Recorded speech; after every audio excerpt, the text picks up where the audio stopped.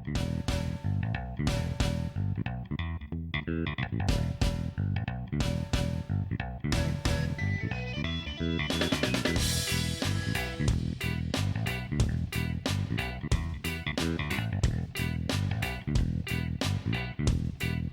to Sweethearts or Rivals. I'm Charlotte. I'm Justin. What's on our table today?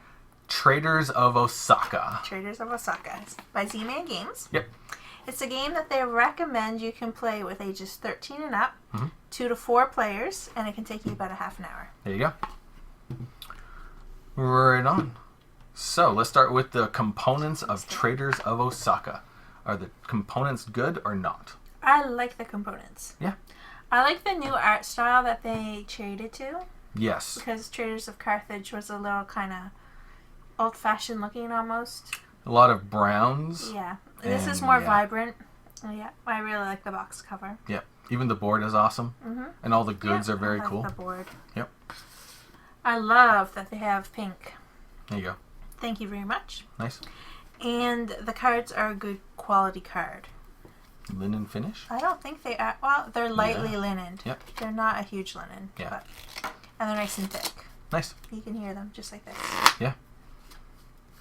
Yep. Excellent quality of components. Excellent.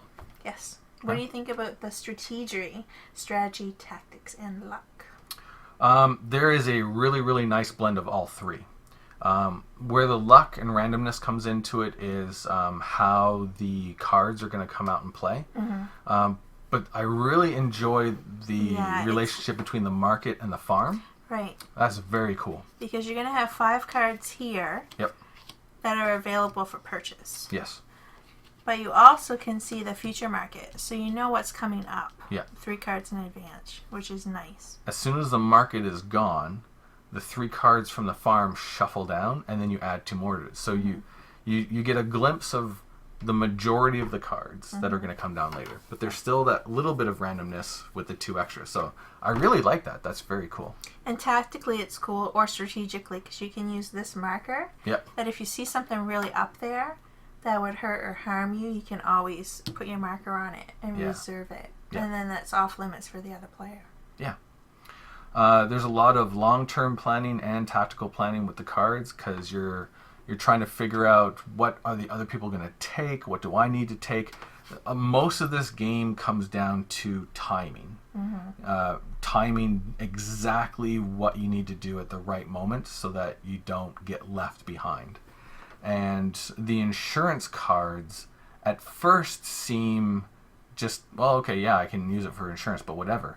But you got to time that as well, because you want to have those in your hand, and you got to time that with taking the cards for just money, not spending the insurance cards, and then of course the timing of buying everything in the market so that your boats come in and everyone else gets left behind to sink.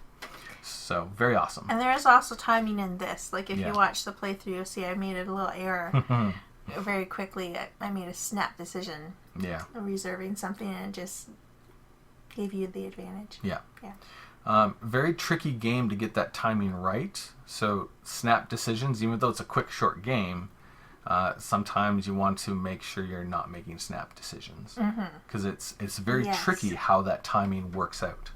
And I imagine as soon as you start playing this with more than 2 players, the little mind games of what are you going to do, what am I going to do, and the timing of all those mind games is going to, grow exponentially. You think it's going to increase? Yeah. Because it's not going to be so much like, well, I can do this and let's see what you do.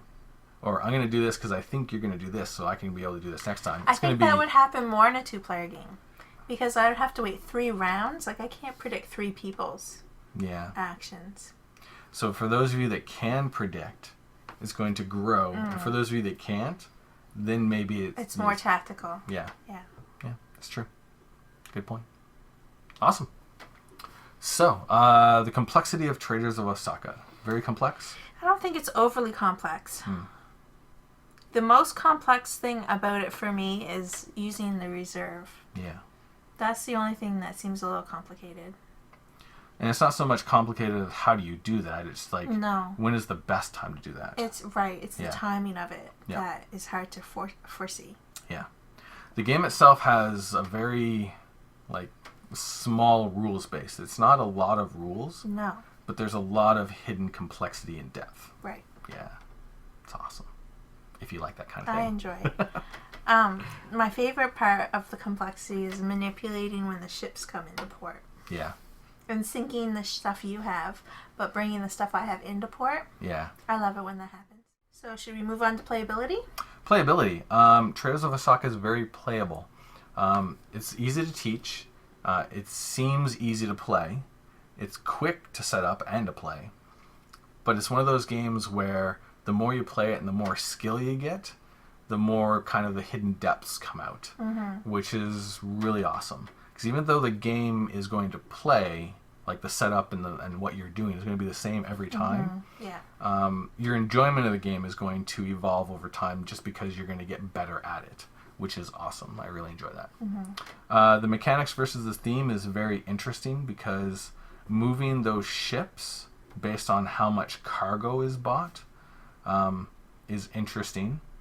I'm not sure if that's grounded in any kind of theme.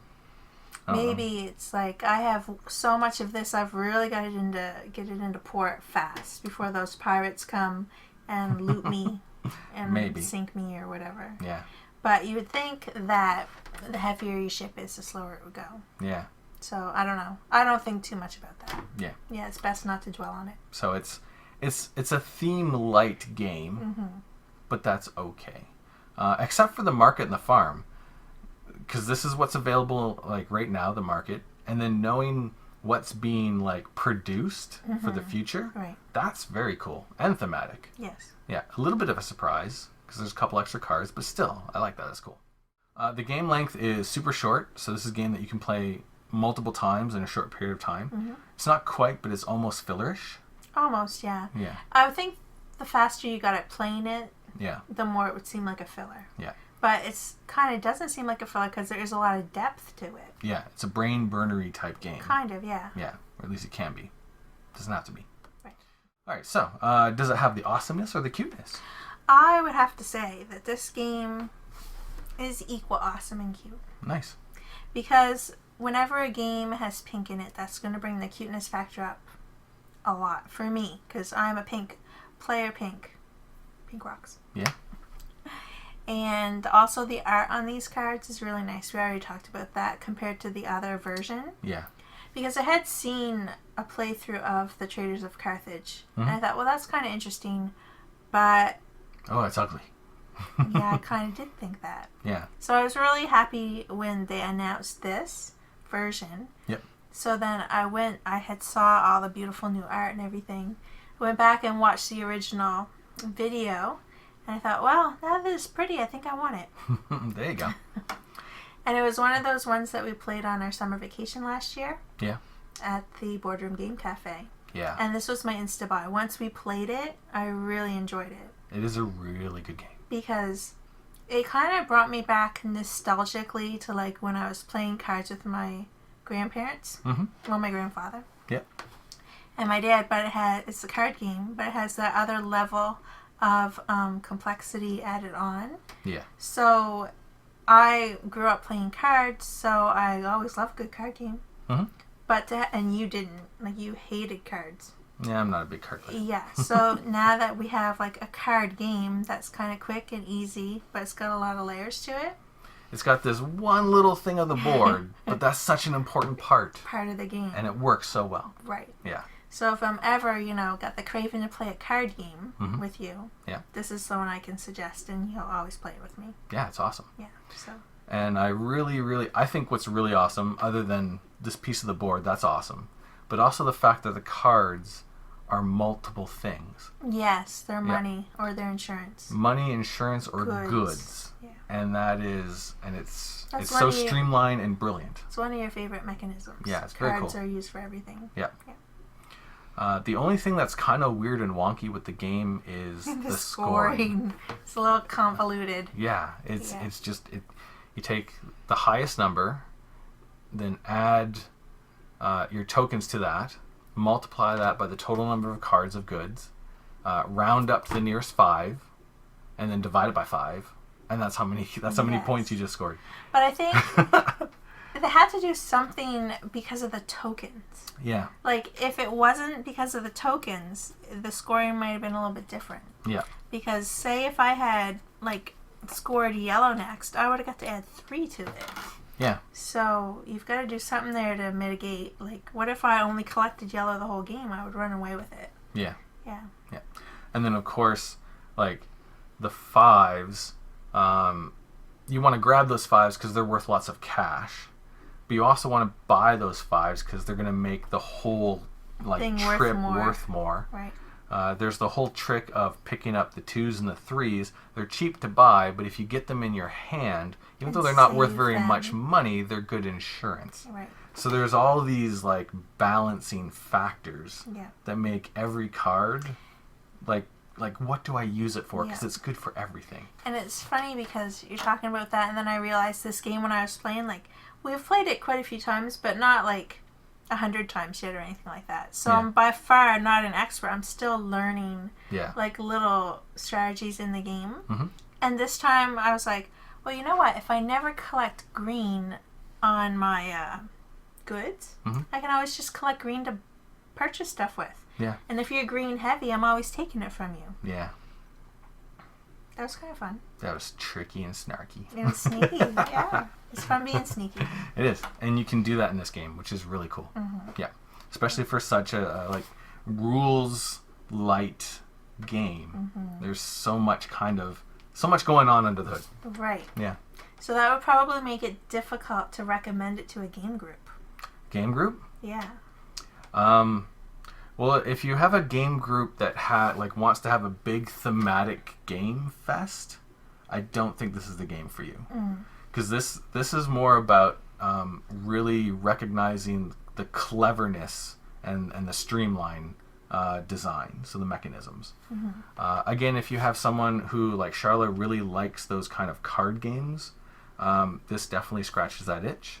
But it adds enough interplay with the cards or multiple things and the boats going across the board that if you're a board gamer, you're going to like that as well. Mm-hmm. So, yeah. And I think it's a good one to have on your shelf, even if you're into bigger, heavier games, because sometimes you do need a kind of filler. Yeah. Kind of like a palate cleanser, which sounds weird. But, you know, something that's still got some gripping to your mind. Yeah. But maybe it's a little lighter to like rest your brain in between big games. Yep. So this would be kind of helpful for that. And I'm not huge into the social deduction games, but if you do enjoy a little bit of like mind games in your game. Yeah, imagining ahead of what are you going to do. Yeah, it has that as well. Right. So it has, for such a rules-like game, it has so many different things going for it. It does. Which is very interesting. Yeah. Very cool. I agree. Nice. So, do you think we're going to keep this one, or would we trade it? Trade it! What? Never. You scared me. A little bit of mind games. That's mean. Sorry. Saucy. I want to keep it. Yeah, I don't think... Ever and ever. Yeah, I don't think I'm ever going to get tired of Traders of Osaka. No. I mean, it's not something that I come down and it's like, let's play it like 5 times in a row. Mm-hmm. But playing it often... awesome every time. Although it is one of those kind of games that if, you know, you've got someone that loves cards. Yeah, it's true. You could play this 5 times in a row. Yeah. And it would still be fun. This would be perfect to bring somewhere for Easter with the family. Yeah, I wish I could teach my parents this game. Yeah, that'd be cool. Nice. Awesome. So did we finish Traders of Osaka as Sweethearts or Rivals? We have finished it as Rivals. This is totally a rival game. Mm-hmm. Especially I love sinking your ships. That's my favorite part of the game. I love sinking them. And when you don't have insurance, I could evilly cackle and like put my fingers together. I scored points and you did not. Yeah. Oh, did you sink again? Oh. Yeah. Yeah. I like it. Yeah, awesome. Mm-hmm. And that's Traders of Osaka. Thanks for watching. Thanks. We'll see you in the next video. Laters.